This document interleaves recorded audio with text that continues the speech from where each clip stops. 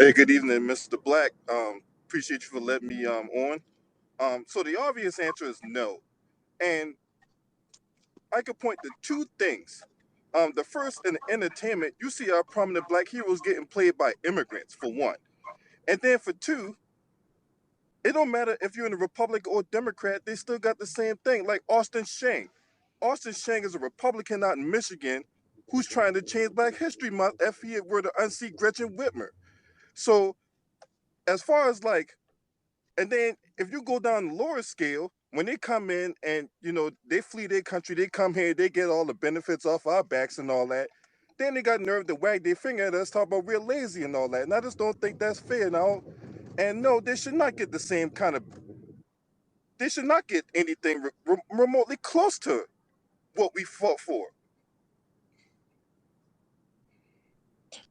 Well, certainly that's all the more reason for us to keep our eye on people because really what this is about, and I've said it for years, this is about testing our resolve and seeing whether or not we actually have an agenda. And let's be very, very clear, this is not about hating on anybody else. This is about defining who and what we are. This is about defining who and what we are because we have spent a long amount of time here trying to keep people happy. We spent a long amount of time here trying to uh, get people to feel like they're part of a coalition.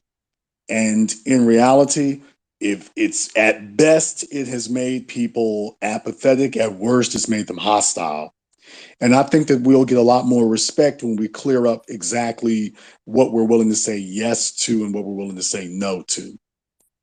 Thank you very much for going ahead and weighing in on that. By the way, here, for those of you who are, I want to thank you all for listening here tonight. We got a lot of people in here, so thank you very much for weighing in. For whatever reason, I'm getting some folks here who are not seeing me for whatever reason, and I don't really know why that's happening. Except it sounds, I don't know, maybe Twitter's sitting up here, blocking my visibility too as well. But there are folks who I think if you've tried to request to speak, go ahead and try to request to speak now because for whatever reason, folks, I got some folks saying that they're trying to search for me on Twitter Space and it's not showing it. So definitely, if you've been having trouble with that, let me know here. It's like I say, it's one of those things. You're going to run into hostility where that's involved, and Black people speaking to each other about our interests is always going to be seen as a problem. As long as we're saying what they want us to, that they're okay with that. We start talking in a different direction, all of a sudden they start having trouble with us. Let me get a Shantae. Go ahead and unmute yourself. Meet you, but I just want to say it's a pleasure, and I thank you for everything that you do.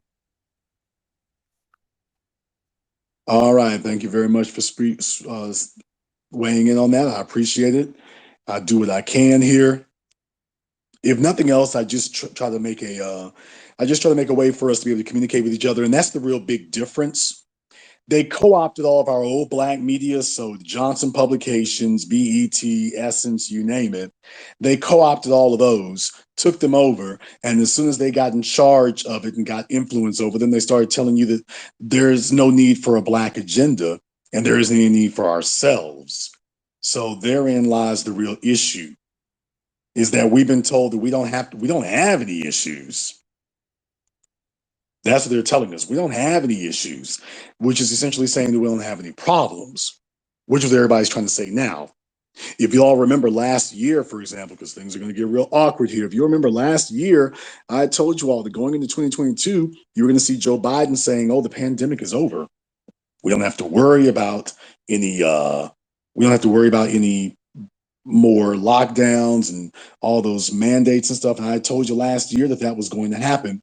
Now they're going to tell you everything is okay and everything is fine. Now that we've let them know that that's not really what we're checking for, they're going to pivot again now, which is why you're hearing so much about student loans. You're hearing so much about student loans now, and they're going to tell you that that's reparations. So anybody out there who got a college loan because they're trying to pull the wool over Black folks' eyes, that's going to count and constitute yet another protection that we fought for. And are your white college grads who are going to get their, in the event they get their student loans forgiven, are they going to give us credit for that? You tell me. Are we going to get credit for them from them for that? When they finally, after all these decades of them not being able to reform the student loan system and not being able to get any changes made, if Black folks stood up here and get that accomplished, you tell me, the people who benefit from that, are they going to stand up and beat a drum and talk about, we really owe Black society for being able to do this because it was them who spearheaded this? Are we going to see anything like that? Or is it going to be just saying, well, that was going to happen anyway, or whatever the case may be?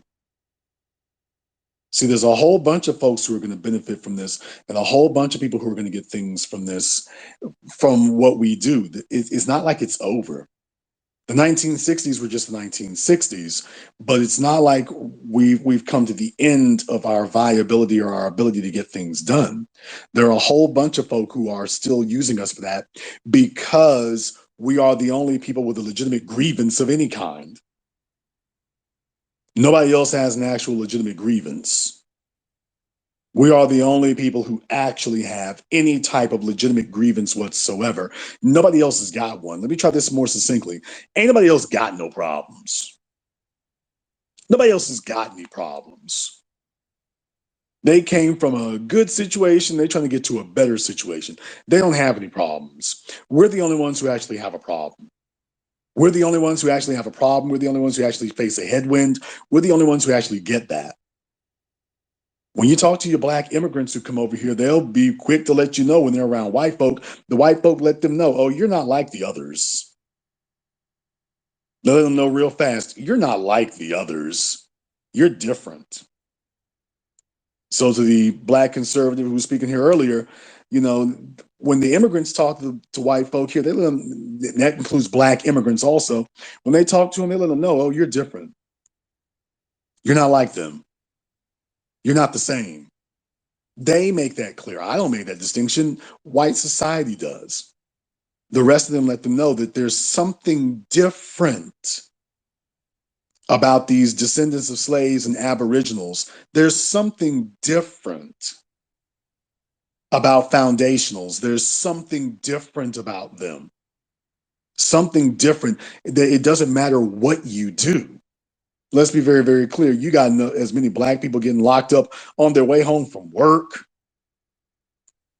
We're the folks who have to pass a litmus test for those kind of things. You get arrested on the way from work. This dude who sat up here and was messing with Mike Tyson on the airplane, the media actually gave his ass the Harambe treatment. They actually gave him the Harambe treatment. They actually took a look at this white man's criminal record. Oh, hell, what do you know? Getting arrested all over the damn place. That kind of puts it in context.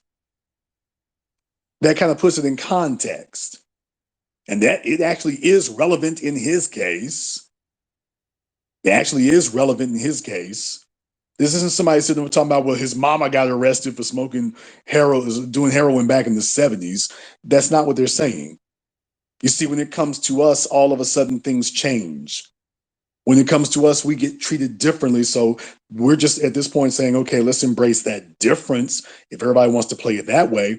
But then for people to come in later and say, okay, well, why is it you want to make a distinction? We want to make a distinction because we've done a lot of work to benefit a lot of people. We've done a lot of work that has benefited a lot of people. And the minority coalition thing never got popping like everyone was thinking. And yet we're still treated as if we owe other people protections that we fought for. So I'm going beyond just saying, reparations. I'm saying, by the way, all these protections that all these other groups get that we fought for, by the way, because we get real silent when people say those kind of things. We get real silent when they start making comparisons. But by the way, do we owe them? Do we owe these other groups the protections that we fought for? Do we owe them that at all? And I'm not talking about in the political sense. I'm talking about in a personal sense. Is this something that you adopt as your own code of conduct? Do you owe other people protections simply because? Do you owe them protections simply because? And this is a new language here because the civil rights generation taught the world to sit up here and tolerate that. The civil rights generation taught the world that we were here to be their saviors. And it sounds strange to the rest of the world to hear us saying, yeah, we're not interested in liberating the world. It was so important for us to make that distinction for people to see that. Because now they're learning a new vocabulary. The new vocabulary that they're learning here is that, yeah, we don't have to do that. We're not here to save the world. When we start talking about reparations being based on your lineage, well, that's saying, yeah, we're not here to cure racism. We're not here for that. That's that savior of the world stuff. We're not doing this to save the world. We're saying it's time to focus on us. It's time to focus on us. And if other people benefit, well, that happened. But as far as making that the priority, which is what we've been maneuvered and jostled into, because what we've really been taught is that we can't get anything accomplished on our own. That's what they keep telling us. You don't have enough support on your own. You can't get anything accomplished up on your own. And the truth of the matter is that there's nothing that we've gotten with anybody else. Everything we've gotten, we did get on our own. We got all that by ourselves. I want to remind you all here, if you go back to the 1970s, with the with Joe Colombo, I'm talking about the mafia, the Colombo crime family. Joe Colombo, when they founded the Italian Civil Rights League. Well, that tells you a lot right there now, doesn't it? That tells you a lot. And they had so much influence that they were able to get the script for The Godfather. For those of you who don't remember the movie The Godfather, everybody loves that movie. But they had so much pull, and we're not talking about the NAACP at that point. They've been around for decades and decades. They were able to just jump up and then all of a sudden get Hollywood they couldn't use the word mafia in the movie The Godfather. If you want to know why it is the movie The Godfather didn't have that, it's because the Columbos got together and said, yeah, you can't use that. Told Francis Ford Coppola in the studio, yeah, you can't use that. We're not doing that.